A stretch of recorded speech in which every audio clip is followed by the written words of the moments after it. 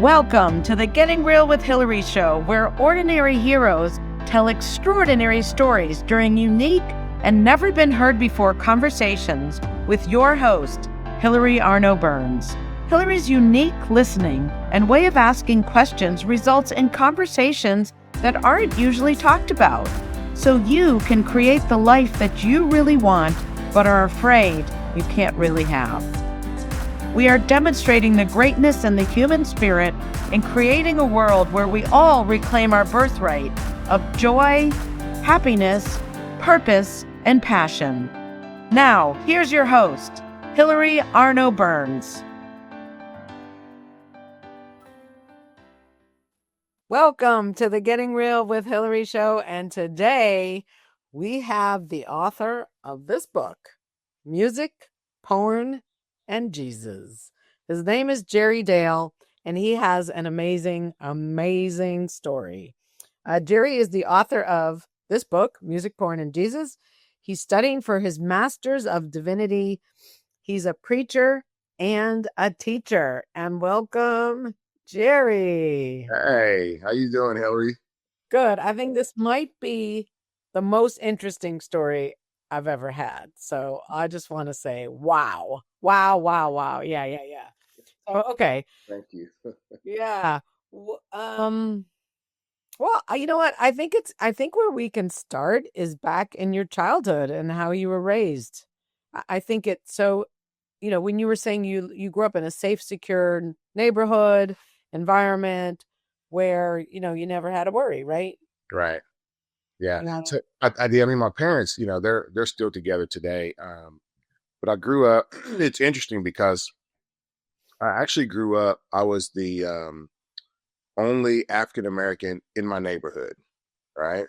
But I went to school over in the hood. So we used my grandma's address so that I could go to school over there in elementary, more so because I could catch the bus and then go to my grandma's because my parents both worked, right? And so I grew up with both sides, right? I had, this side over here where I was in the hood, the African American hood or neighborhoods. But then at the end of the day, my mom would pick me up after work, and then I would go to the other side of the tracks, so to speak, or literally on the other side of the tracks. And I would be in a neighborhood where nobody else looked like me, but those were all of my friends were over there as well. So yeah, I had a mixture of both. I had balance. And what were your parents? I mean, I'm just curious. Like, what were they doing in that neighborhood instead of being over with your grandmother?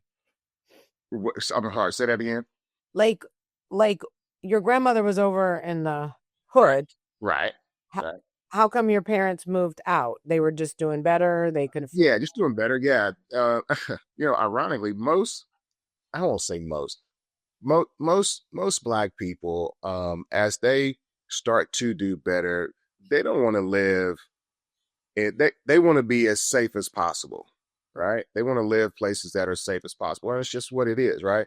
And so, I wasn't even born in the African American neighborhood because when I was born, my parents had already moved out. So my dad worked for the city, and my mom was going to nursing school. And so then my dad ended up getting a job for the railroad. And so he started doing, extremely better, especially when this is the 70s, right? I was born in 71. And then my mom was still in nursing school. And then eventually she ended up teaching kids who were, they were challenged kids. I don't know, back then they used different words for it, but, they were challenged kids. So she did that. And then special ed type of thing? Yeah, probably a little more than special ed. Like in school or some? Yeah, in school. Yeah, in school. Yeah, Okay. yeah. And so she worked. So she worked there, and then she had a child care center, and then she dealt with she did that for, I don't know, 40 years, something like that. So it was so yeah, they just had moved. But even moving in that neighborhood, and I didn't know this until I was a little bit older, but there were petitions that were signed to keep us out of the neighborhood, right? And I didn't know until I was older um, that people, they didn't want us living over there because we were at that time the first African Americans to move into that neighborhood. It was a new and developing subdivision of the town. So obviously the petition didn't work and you moved there, right? Absolutely, yes. Wow. Okay. So you kind of had both. You had the hood. Dumb. I never realized hood came from neighborhood. Right. I Yeah. never put the two together. Most people don't. Yeah. So anyway, so you had the hood and then you had your where you lived. Right. So you had really both. I did. I Yeah. did. I did. Okay. And that's one of the unique things I like to say. Most people live either or, right? And nowadays it's a little different, but we're talking in the 70s. Yeah. It wasn't the same, right? You either were on, you either lived over there or you did, it was like you were just in the hood, like you didn't really just get out like that in the 70s. And there are other people who did, but for the most part, it was not that way. Yeah. Right. Now, one of the things you talked about in the book is the hustles that I think it was your grandfather and your father always had side hustles. They did. That's kind of where you got your hustle from. I What, did. what does that actually mean? It's not necessarily illegal, right? It's just a way of making money. Correct. Yeah. So really, back then they called it moonlighting. Right now it's called hustles or side hustles, right? Oh, it's But just like they had a second way to make money. second way to It's make not your day job. Okay. right. It's not your day job, right? So now, yeah, like I said, so my dad he worked for the railroad, but he also owned a car lot, right? And so during that night he worked on the railroad. By day he was selling cars. Well, even being in the car business, there's when you're when there's always things or people who have different ways. And so my dad always had people coming to him like when I was 10, I had a go-kart, right? Somebody had a go-kart, they with real gas and they couldn't, it was fiberglass. It was nice. They didn't want it. So he worked the deal and got the go-kart for me, right? You know what I'm saying? So he knew how to hustle from that aspect, but that was because he was in the car business too. And my grandpa, he cut yards. He cut all the yards in the lady in the neighborhood. He worked for the oil company, Champlin Mansion. I don't know, it's Champlin Mansion. They had a mansion, but it's Champlin Oil Refinery. He worked at the barbecue place. I mean, what I'm saying? He worked multiple jobs. And so it was like a hustle. Like he was just always being able to make money and do things. And so as a kid growing up, I didn't call them hustles, obviously, because I didn't know that that was a name that you could use for that. Mm-hmm. But I did understand how they moved to be able to make money in different areas. And it wasn't always one area. And then as I got older, it became a way, like when I had my first child, I think I was 21. I didn't ever want anybody telling me how or when I could buy her ice cream, right? I wanted to be able to buy her ice cream cone when I wanted to. But if I only had one source of income, they kind of controlled when I could buy that ice cream. But if I had multiple sources of income coming in, then I could pick and choose on when I want to buy her some ice cream. And I had that mentality from a young age. And that's because you got paid on a certain date? Is that why did they control it when you could buy her? I'm just trying to. So yeah. So if you only have, you get paid every 2 weeks, you only got one income, but if you got five or three incomes coming in, then you can at that point, you can pick and you can just go do what you want to do. You got more income coming in, right? And if you lose one, then you can still go get it, right? You can just and it's more of a mentality than anything, right? It's kind of just the way I moved. What was your first one? What was your first one? Well, when I was in middle school in the 8th grade, I started. I had cousins that were in California that would come visit us every summer, and I talk about this a little bit in the book. Yeah. And we would do it back then. We had cassette to cassette, and so I would record the music that they would bring from California because in Oklahoma we last to get the new music, from the West Coast. I would record it and then I would turn around and sell it. So I was like making a little money doing that, and that's in middle school. Again, it's the mentality of just being able to like, oh, okay, well, let me make a little money. I can do this. Nobody else has this music. Let me do it. Yeah. All right. What was next? So after that, I mean, in high school, I started to try to sell sell drugs, and I don't even really know what that was because it wasn't like I needed to, but I did. I never really asked my parents for like they didn't give me like an allowance or anything like that. But I ended up getting caught. So that was short lived. I got caught by my parents, by my mom. And I write about this in the book. And you know what she told me? She's like, I'd rather see you dead than selling drugs. And so it was one of them things where, yeah, that was short lived. I just have to say, my son, when he was in middle school, he used to hang out at this skateboard park, and someone he knew that the guys there had pot. Right. And one of the kids in school said they want, I don't know how it happened, but he said he wanted some, and he was like, "Oh yeah, I can get you some." Like someone wanted, you know what I mean? He wasn't really thinking, and we found out, and he was like really nervous. He was getting sick, even though he was just trying to help his friend, right? Right. But then someone told him, "You can't do that." Like you know what I mean? He was just naive.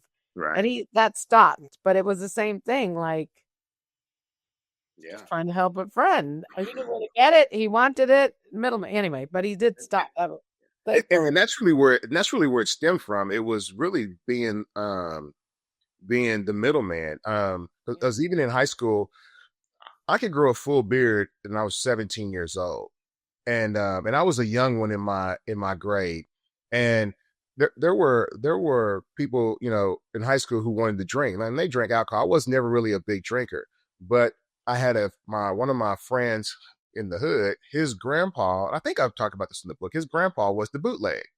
And he would let me, because he knew me, but he also knew my parents, and he knew I was on the other side of town. And it was just things that kind of could make it work. At least in my mind, I thought this was why.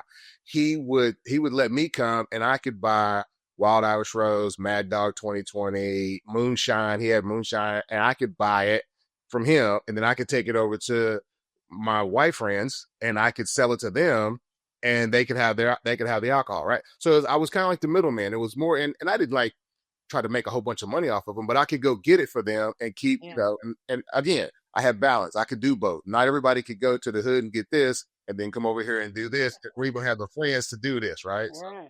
Yeah. Now, were you underage at that point? Oh, yeah. I was 17. Oh my God. You weren't even 18. Wow. Yeah. I was in.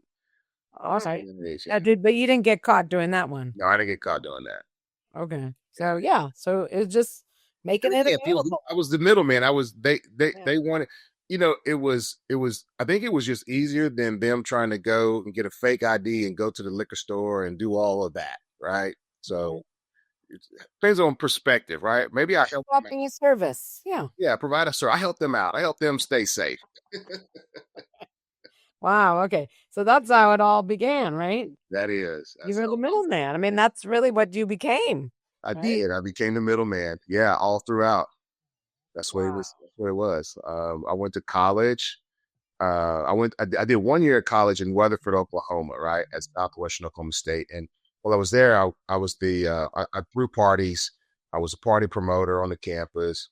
I did all those things, but even with that, I had relationships. The guy who owned the club, the bar that let me DJ in, he also owned the only steakhouse in the town, right? So I could eat good, and I could DJ, right? But he would only let me DJ hip hop music on Thursday nights if I stayed and DJ country music on Fridays and Saturdays. And so this is now we're talking like 91, 92, somewhere 89, 90. And so this was like Garth Brooks, Friends in Low Places was big. So this was that era of music. And so this is where I learned country music. Oh. And so, I learned a little bit of country dance, to two-step, just because I'm playing country music 2 nights in a row on the weekend. But that's the only way that we could play hip hop on Thursdays. And so essentially, I guess it's another one of them. I'm helping the other side, right? I'm helping my people, right? Where y'all want to hear hip hop? Okay, I'm gonna take the sacrifice, right? The sacrifice from the car today, and I'm gonna go stay here and play country music on the weekends, and not knowing I really don't like country music. Wow. So Yeah, it seems like it was just natural for you. it was. Yeah, Yeah. music was natural. I mean, I when I was in sixth grade, fifth grade. My great aunt, she wanted me to pick up an instrument, and so I played the saxophone. And so she gave me private lessons. So fifth grade, I was into music then. I was learning music then and playing it. And you loved it? I did. Yeah. I do. Wow. You still play the sax? No, I don't play, but I'm trying. I got a buddy who's a drummer. I'm trying to get him to find someone to teach me again because I never really learned how to read music. I always played by ear, and so I can probably pick it up and play some stuff now. But I'm trying to. I do want to get someone that can kind of help me, just at least in the beginning, right, to get me started again, until I can get going. And then once I get Yeah. going, then I just continue doing it on my own. Cool. Okay. All right. So after high school, you went to college, right? I did. So I did 1 year, only 1 year in Weatherford, Oklahoma, and then after that, my first wife got pregnant, and so I had a daughter, my oldest daughter, and then I ended up leaving. I saw a commercial on TV said wanted to be in the music business, and it was a MTV commercial for the Art Institute of Dallas, and so I ended up moving to Dallas, and I went to school at the Art Institute and majored in music and video business. And it was a 2 year degree. It was an associate's degree, but I moved there and went to school there. And then I ended up getting into the music industry from being at that school. Mm, okay. And what was your first job out? Well, my actual first job was at MCA Records. Well, that's not true. I had an internship. So two things. There was a Budweiser Superfest was a big like country fest. They would put on shows, right, concerts. So I essentially talked to one of my professors into allowing us to go and set up as a news crew. So I talked to see I got my classmates. I talked to in. I got us backstage. We interviewed most of the artists that were performing. But I did one interview with Belle Biv DeVoe, right? And Michael Bivens interviewed him, and I asked him a question about Boys to Men suing him because he was the label and management, right? There was a local video show there, taped my interview, and then I didn't know they were taping it, right? And so the next weekend, the following weekend, Monday when we came back to school, someone said they saw me on TV, and I was like, "Oh, well, I don't know that, right?" We talked about it, and then it was that interview that I did. So I'm asking my professor, "Hey, well, can I sue him?" Yeah, I'm 19, 12. Well, no, Emily was born, so I was 21 at this time, 21. So I'm asking him, can I sue him? I don't have no money, right? But I'm in school, so I get in I got a green suit. I had a 78 Chevy Nova. I drive over to these people's office, and I'm like, hey, I got my little briefcase. I'm going to sue you for, airing me without my permission, right? The guy, he gave me $2,000 cash and gave me an internship to go collect videos from the record labels. And so as I was doing that with them, I met a guy named Jeff Thomas who was at MCA Records, and he asked me to bring him back some information on college radio.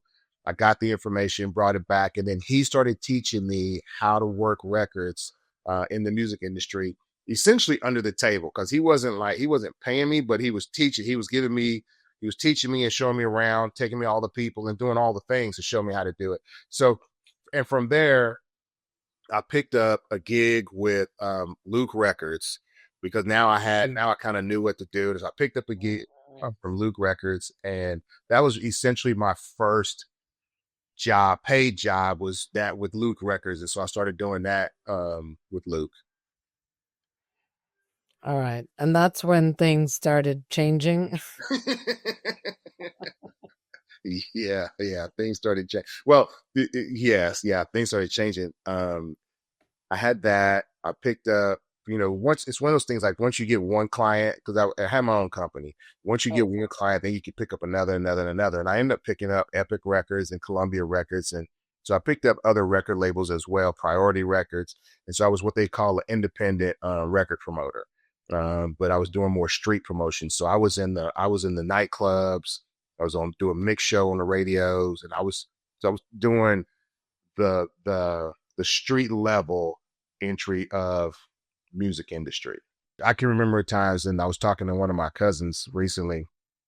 I can remember times when on Sundays after, in the evening, everybody would go down to the park and play basketball or whatever.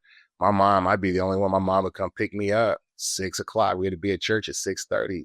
Church started. They picking me up. I'm leaving. I'm the only one leaving to go to church. and was that okay with you? I didn't have a choice. I would. I was in middle school, high school. I didn't have no choice. I was still living at home. I had to go by their rules, house rules. All right. All right. So when did the so we covered music, the porn stuff. When did that all start? When I was at Sony Music, so we're talking 2000. Is this later Yeah, this is later. after Luke? After Luke. Yeah, after Luke. So after Luke, I was. But wasn't there bad stuff with Luke? Oh, You all say of it. that's Yes. not Oh, yeah. terrible stuff. So with Luke was kind of like being in the adult industry and the music industry at the same time. Okay. Because all of the Luke, like the girls that he would have that would be on stage, ironically, were locally here in Dallas. And so because I'm here in Dallas, I was kind of like their, I won't say handler, but I made sure they got to the show. I made sure they did all the things that they needed to do whenever he was performing within my market, right? Other than that, they would fly out and go whatever market they were going to. So what were they actually? How did that relate to music? These Because girls. because they would perform on stage. Oh, these were live These performances. were these were like dancers. That's what I'm saying. Luke's music was like adult entertainment and music at the same time. It was like being in both industries. Oh, so I thought you were bringing like records around for I people. was, Like, I was, I was. but you were also bringing live performers. So I was bringing the records around for Luke, right? Yeah. But then whenever Luke would come and perform, right? Or whenever he had artists on his label that would come into town and perform, when they're performing on stage live, they need some extra entertainment. Oh. So I would bring the extra entertainment. And was Luke a performer too? He was. He did perform. Yeah. Okay. Okay. I thought he was just the Oh, boss. and yeah, he owned it. He was a performer first. Yeah. And then he ended up owning it. Yeah. Owning that label. Yeah. Oh, okay. So you're hanging around with these Yeah. people. Yeah.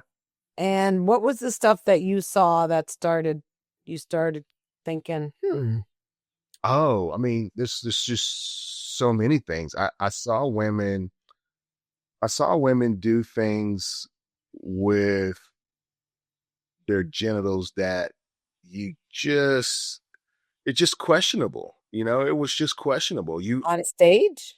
Oh yeah, on stage. On stage. Yeah. There was shows where we got shut down. I can remember one show in particular. We were in South Dallas at the Force Theater, and they were on stage doing their thing and doing sexual acts on stage. And this is 90s, right? This is mid 90s, This is gentlemen. mid 90s. These are strip clubs, I'm assuming. This was at a no, this was not a strip club. This was at a actual venue that he was performing at, and the girls were on stage doing their thing. And this is what it was. This is just what it was. And the police came in. They pepper sprayed everybody, and we had to run out the back door, run off stage. I had to grab the girls and grab the yeah. So I mean, yeah, I saw things like, and now I'm in my 20s, right? And at this point, I'm married too. Um, I just saw the way women would let men treat them, and then I saw the things that women would do on stage for money, and now that I'm older, I see that that was their environment. You know, they had broken. I mean, they was just broken from when they were younger. Back then, I didn't understand all of that. Then, you know, it's just one of those things where it's like, oh, I'm just seeing these women. Like, I can't even believe this is happening, because my mom wasn't like that. You know what I'm saying? I didn't come from a family like that. I had seen people be like that, and now I'm seeing this. Uh, Okay. Now, so you had when with your first marriage, you had how many kids? Two? 2 kids. And what happened to that marriage? That marriage was it was my fault. We got divorced. No excuses, but just kind of telling you what it is. Just me being in the music industry. When I went to Sony, you know, in the '90s, when I got hired on at Sony, when I got hired on at Sony, I had to let my company go, and so I had called my cousin and asked him like, "Look, I need you to come down here, start learning this because." We still wanted to get the checks. We didn't want to give this up to somebody else, right? So we needed to find a way. So you come down, you take over the company, you run the company, I'll go into Sony, right? So when I went into Sony, you know, we had like huge artists, Destiny's Child, Jagged Edge, Maxwell, Mariah Carey, Jennifer Lopez. We had huge artists at that time, and they were still developing artists, but the label, the company was putting a lot of money into them. So you just get, I was in 20, was I 24, maybe 25, somewhere in there. It's in my early to mid 20s still. Just get caught up. You know, there's so many groupies that come around. There's so just so much, and you're in that environment, and you just as a 20-year-old, I just got caught up in doing things, and let me just say this. I had a conscience. I did. My wife I never got caught doing anything. Um, you know, I'm sure she suspected things. You know, we talk about it now. She's like, yeah, when I look back, yeah, da, right? Um, and so we decided to separate. Um, and then that was like the demise of that marriage. Once I did that, because I started doing, I went to go do again, I'm hustling, that hustling mentality. I I went and got a whole other apartment, and I started doing poker games. You know, and then from the poker games, you start having a lot of people coming in that, you know, some of them are high profile people. Now you got to provide extra entertainment, you know what I'm saying, for them, because poker games will last 2 or 3 days at a time. And so now I'm literally the middleman. And I think there's a chapter in there, chapter 5 or 6, called That Guy.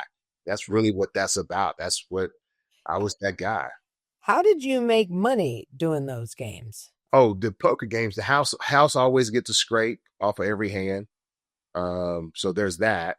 And then when you provide the services, you don't always make money at the moment, but you'll make money on the back end because you'll do another deal with an individual that's there at that table.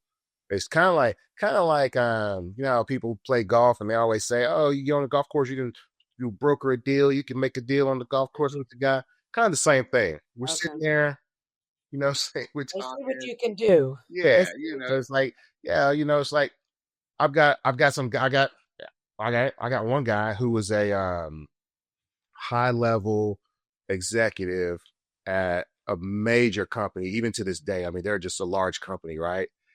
He had friends, college buddies, that was coming into town. They didn't all live in the same town, right? So they wanted to get together and have a party. Well, you need somebody to provide entertainment. But how did you make money? Let's say you get the girls. They got to get, so is there like a spread? Like you pay the girls so much? Oh yeah, no, Wait, you no, pay the girls?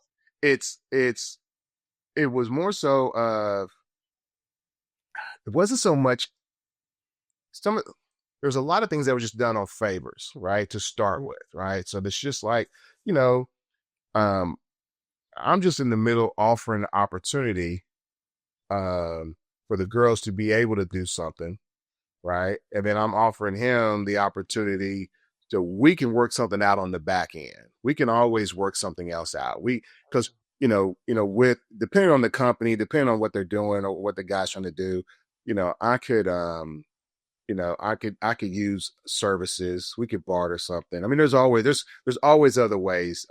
So it's not always just about monetary. But it's the relationship of being able to make it happen, right? And then sometimes you do it because you know that it gives you the what's the word? Power. It does, right? And then when other people come to town, you get that phone call. How did you make the money? Or you didn't care. You were just providing it and it worked out. Yeah. You're saying it just worked. She just provided. Everything just works out. It comes out in the wash. You don't have to pay the girls something. No. They somehow ended up okay. They do. They do. All right. We don't have to get into the I was just curious, like, how does that make money? Okay. All right.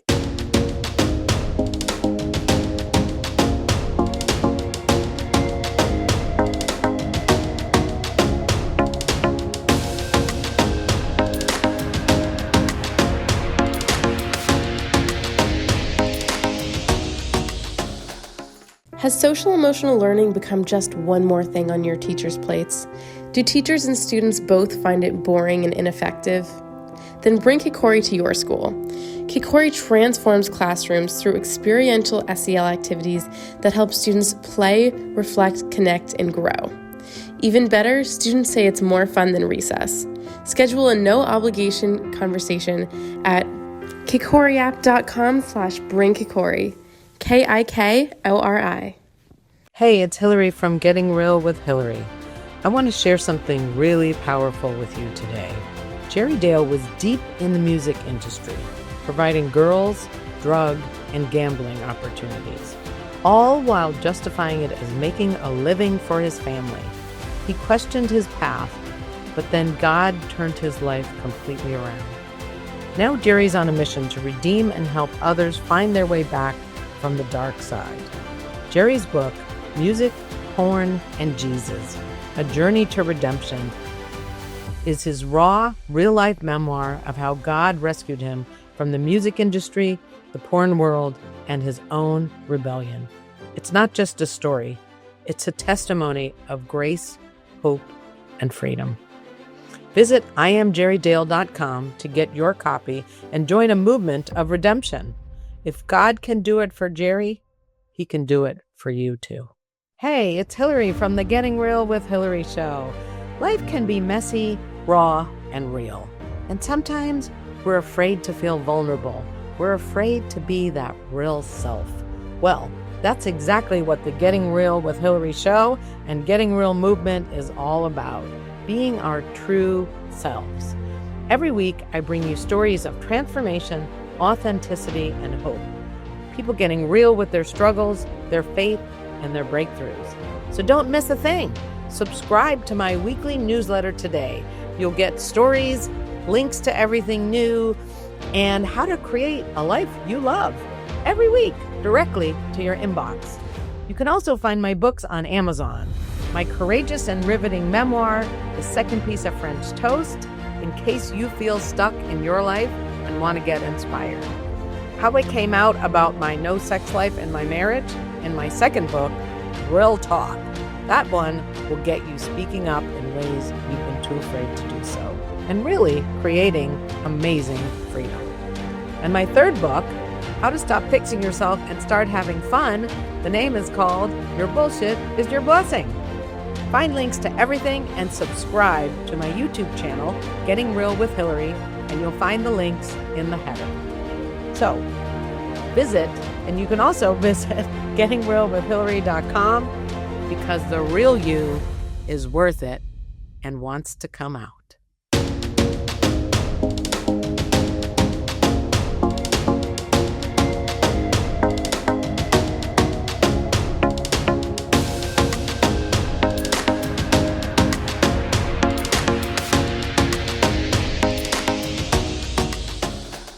Well, thank you as always to our sponsor, Kikori. If you want to bring social emotional learning to your schools, to your children, there's so many benefits, and it's really the wave of the future if we want to raise a generation of leaders, a generation of critical thinkers, kids who can not just survive, but thrive in this world. So check them out. Now, we're going to bring back Jerry. Hello. Hello. All right. So I want people to get that you kept going kind of, and tell me if I'm saying it wrong, but down the dark side. You ended up working with porn and all that, right? Stuff like that. Yes. Porn, it was your work, you separated it, you justified it, all that stuff. What would you like to say about that so we can get to the new place where you were? But we got to take them down before we take them up. So great. It was, I'll say this. I didn't realize how dark of a place I was in. Because I could separate because I could compartmentalize things, it allowed me to justify it really easy. And because I was good at it, there were things that I didn't look at my skill set and say, oh, I could be using my powers for good versus evil. I just kept moving along, and things, as I opened one door, the things just progressed. It was a way of moving, right? That was instilled in, but I could have still done it differently. But it was just, I was in a music industry. I was in the music business, and that business was dark, right? But then I didn't realize it was dark because you're having fun, you're doing your thing. And then when it was the Luke, because Luke was, like I said, it was both. Like it was like being in porn, and it was like being in the music together at the same time. And so it made the transition easy for me to go from the music to the porn, because I started doing I left Sony and went to MCA Records. I was at MCA Records again, this time as an employee. I was only there for about a year, and they got bought by Geffen, and they let half of each staff go. So I was part of the half that got let go. And I had a friend who, he was already doing some shows, and I had done shows before, produced some shows. So we started doing some Betsy Johnson fashion shows and doing a couple things together. And then he had an idea to do the Adult Entertainment Awards. And we did those. We put those awards together. He found somebody who wanted to actually buy the awards, but I didn't want to sell because I didn't have anything else going on.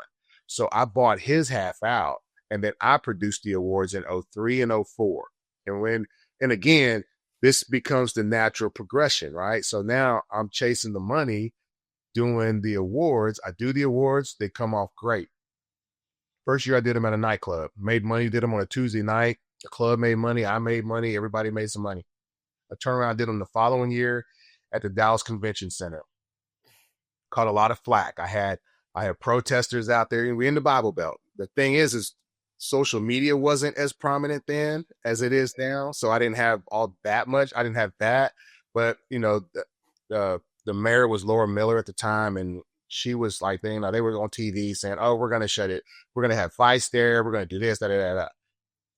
Once I did those awards, then the strip clubs came at me, and I was able to go in and be the marketing director for, and Dallas has 3 of the largest strip clubs in the state. And I would say outside of Vegas, Dallas at that time had the best strip clubs other than Vegas. Right. So I was the marketing director for 2 of the largest clubs in the city.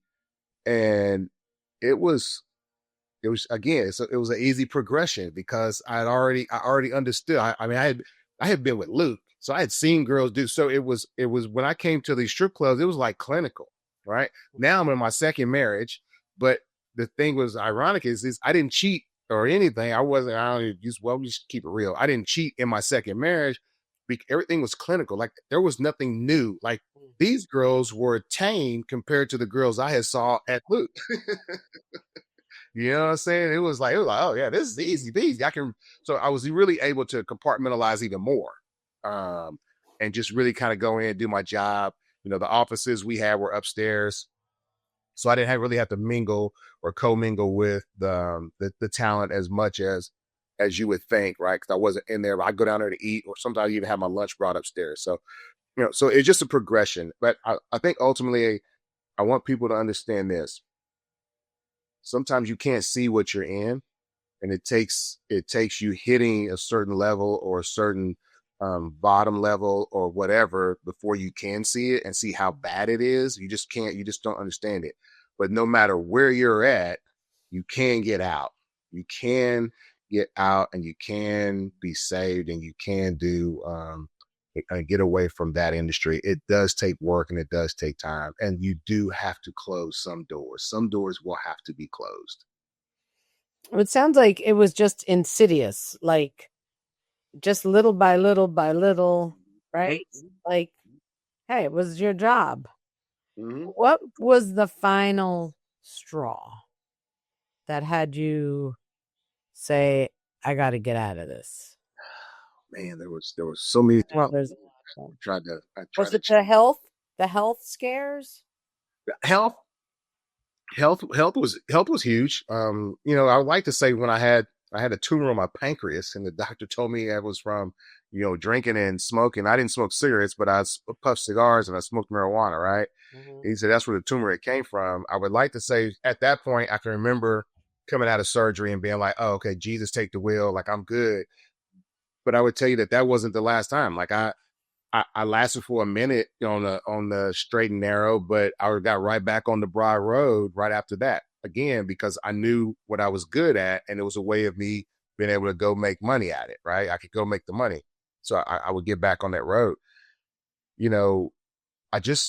I can't. I don't know if I could pinpoint any one thing. I think it was just really over time. It was almost like as I'm going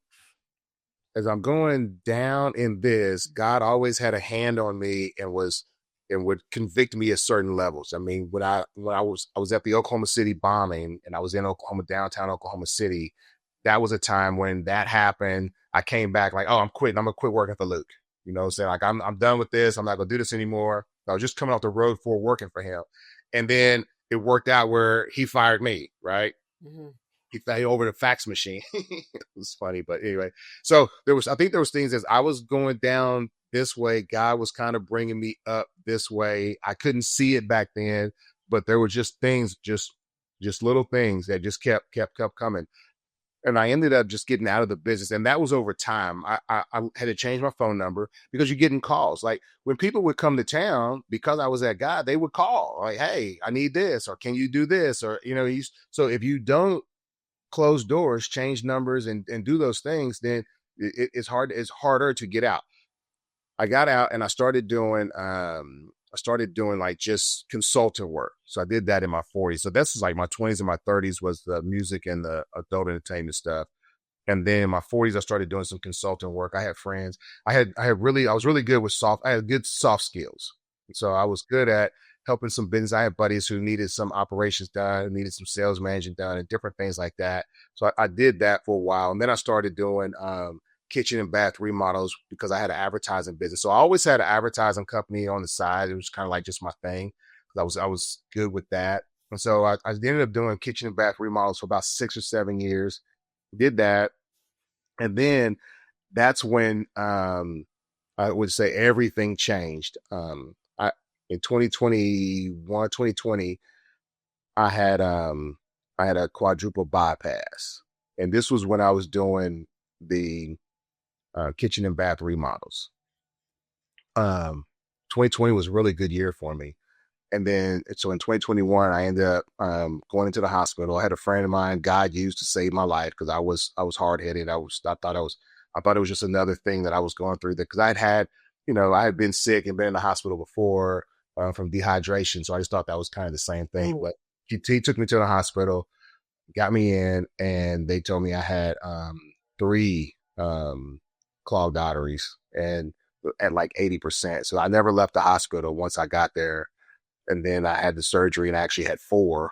And then from there, when I went in to surgery, I was like, if this is it, God, then this is it. I felt like I had from a worldly perspective, a secular world perspective, I had a good life. I mean, music business.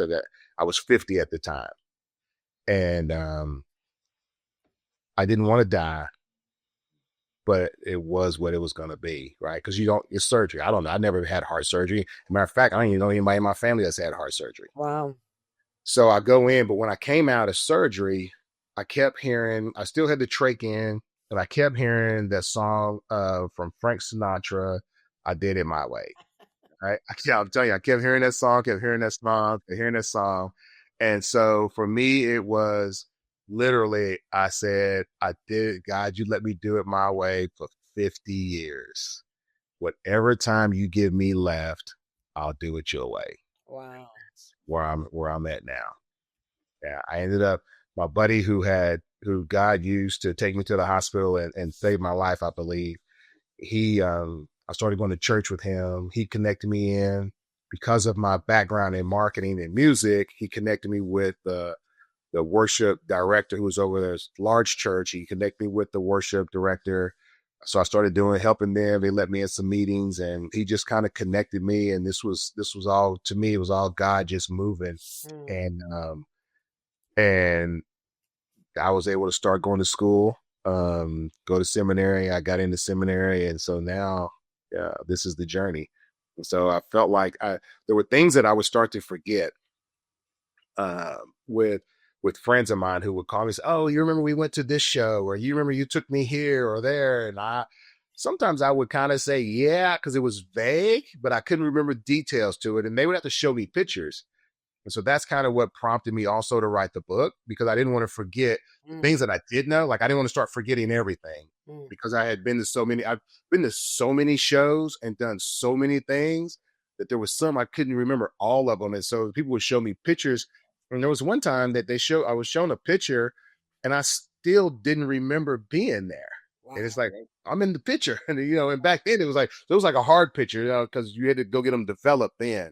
It wasn't a digital. So it's like, they, what's the word? They put me in the picture. Oh, right. Yeah. You know what I'm saying? It was like, it was an actual picture. And I didn't remember, I still didn't remember the event. And so, I need to do this. And most people, I would say, either do one or the other in terms of the industry. Most people will be in the music industry and then they find God, or most people will be in the adult entertainment industry and then they find God. Very few people that I know of have actually done both, and then they find God. So you're an all-around kind of guy. I guess. Wow. All right. So you talked about in the book, peace. Two things.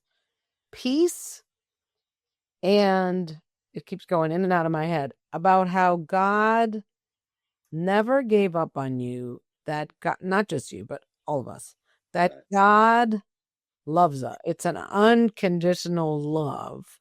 I know a lot of times you think, well, I'm bad. I'm just bad, right? People think that of themselves, right? It's kind of nature. But that God loves us.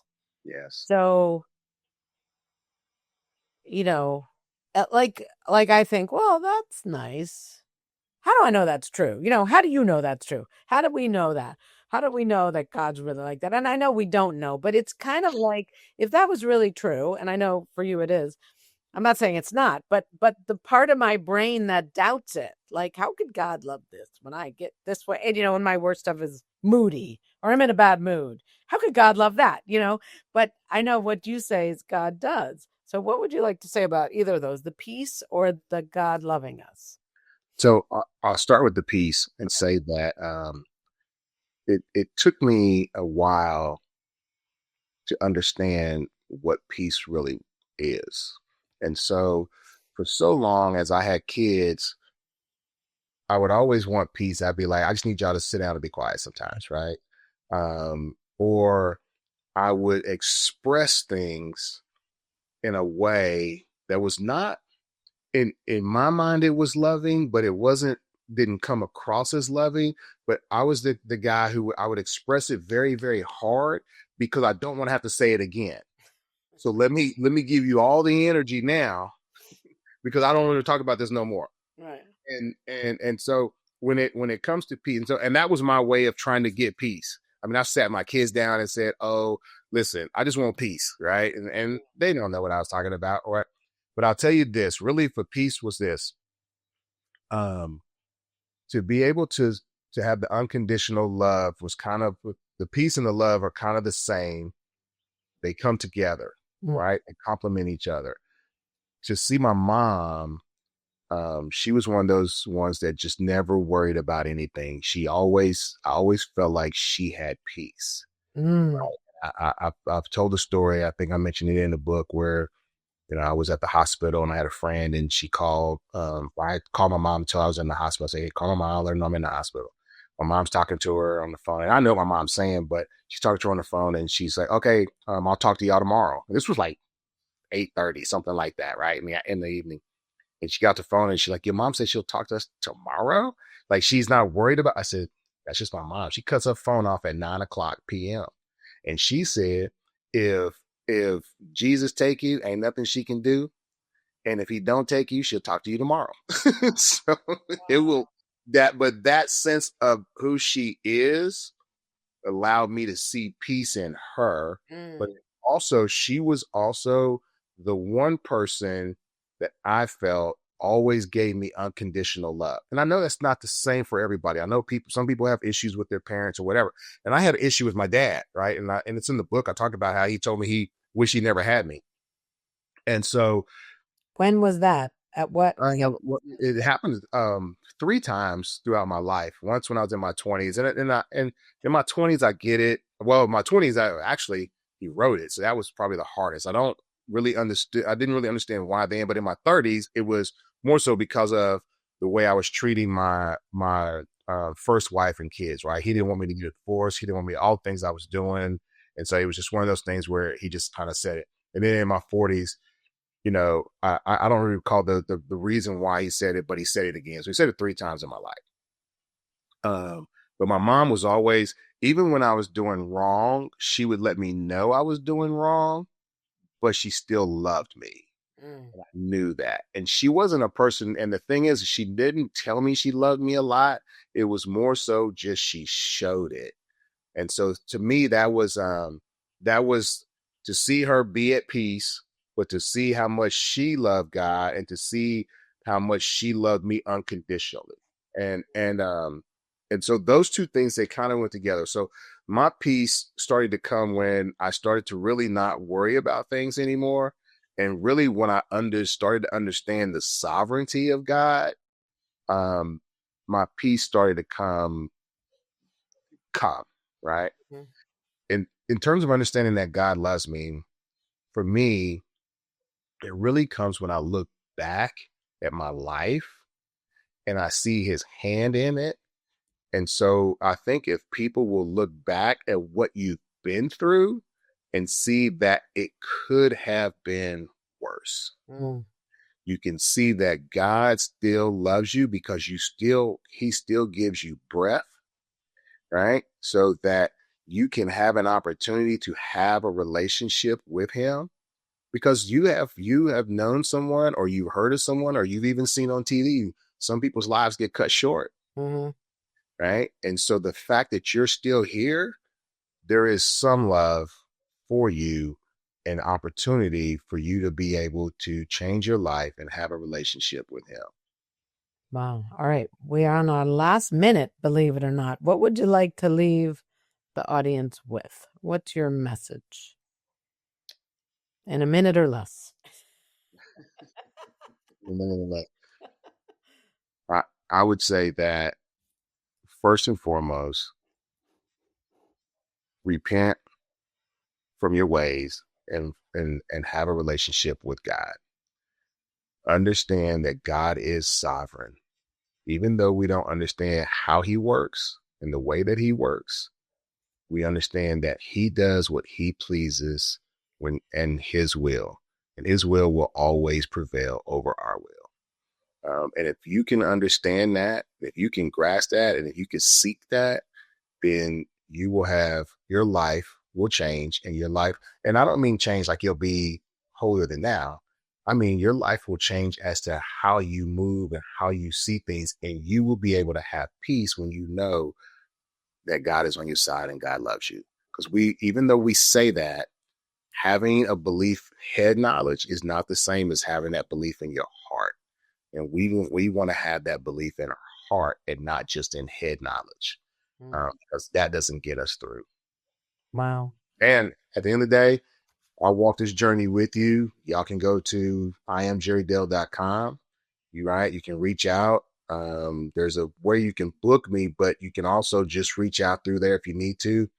And I'm definitely open to walking the journey with anyone who's trying to get out of any dark places that you want to get out of. I can give you the wisdom that I have, and we can just kind of go from there. But I am here for you. Thank you. Thank you, Jerry.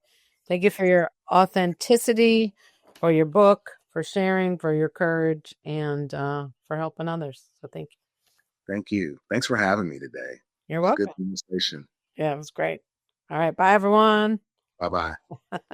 Thank you for watching this episode. I started getting real with Hilary when I discovered that I was a people-pleasing, pleasant phony and wanted to be more of my real self. We can grow together if you will like the show, subscribe to my channel, and share this episode with your friends and family so that we can have a world that's more real.